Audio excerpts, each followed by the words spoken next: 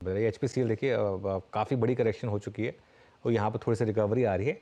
दूसरी तरफ आप लेकर आइए इंटरग्लोब एविएशन, और यहाँ पर भी एक थोड़ी सी करेक्शन हुई थी, लेकिन अगेन वीरू, मैं जैसे बोलता हूँ ना बार बार कि ये कुछ और एग्जांपल्स होते हैं जहाँ पर आपको पता चलता है कि कौन से स्टॉक्स में आपको पार्टिसिपेट करना चाहिए।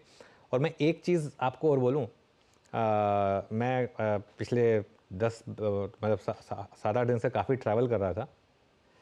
मैंने डोमेस्टिक तो आपको एग्जांपल्स दिए हैं, मैं तो इंटरनेशनल उसका भी आपको एक एग्जांपल देता हूँ कि इतनी वेल रन एयरलाइन, मतलब ग्लोबल केसेस भी मिलने बहुत टफ है। जो जिस तरीके का बिज़नेस मॉडल इंटरग्लोब का है, मैं खैर वापसी मेरी इंटरग्लोब की फ़्लाइट नहीं थी, किसी और एयरलाइन की फ़्लाइट थी।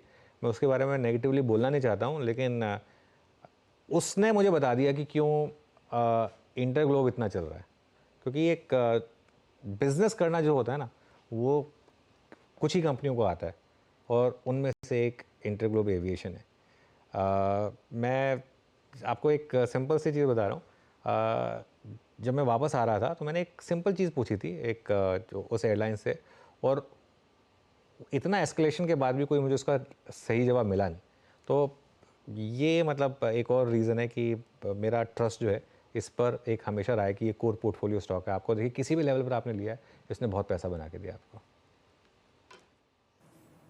अच्छा, ये इसके अंतर्राष्ट्रीय जो आई थिंक उड़ानें हैं अनुज, उसमें जो वाइड बॉडी एयरक्राफ्ट इन्होंने लिए हैं, उसमें उड़ान भरना कैसा लगा? अच्छा था, मैंने नहीं अच्छा नहीं, किया था उसमें ना? उसमें उसमें मैं गया नहीं, मैं तो खैर किसी और एयरलाइन में गया था, क्योंकि मेरे पास पॉइंट्स थे काफ़ी सारे, तो मैंने पॉइंट्स रिडीम करके फ़्लाइट बुक कर ली थी। तो इसके लिए तो पॉइंट्स का फ़ायदा उठा लिया था मैंने उस चक्कर में।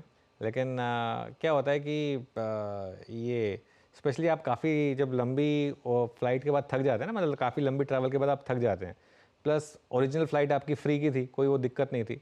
तो वापसी में मैंने ऐसी उस एयरलाइन से पूछ लिया कि कोई अपग्रेड अवेलेबल है क्या। तो पता है उन्होंने मुझे क्या कहा? उन्होंने मुझे कहा कि सर अपग्रेड अवेलेबल है, लेकिन हम आपको दे नहीं सकते। जबकि 4 या 5 सीटें खाली थी। मैंने कहा क्यों नहीं दे सकते? बोले क्योंकि जो आपने टिकट ली थी वो आपने पॉइंट्स के थ्रू ली थी। मैंने कहा ठीक है, वो पॉइंट्स के थ्रू मैंने टिकट ली थी, मैं समझता हूँ, लेकिन अब मैं उसको पे करके अपग्रेड करना चाहता हूँ, ठीक है ना? तो पे करके अपग्रेड कर देता हूँ मैं आपको। उन्होंने बोला कि सर वो अलाउड नहीं है। मैं कहा अच्छा अलाउड नहीं है, ठीक है, अलग बात है। मैं कहा लेकिन आप अपने किसी सीनियर से पूछिए।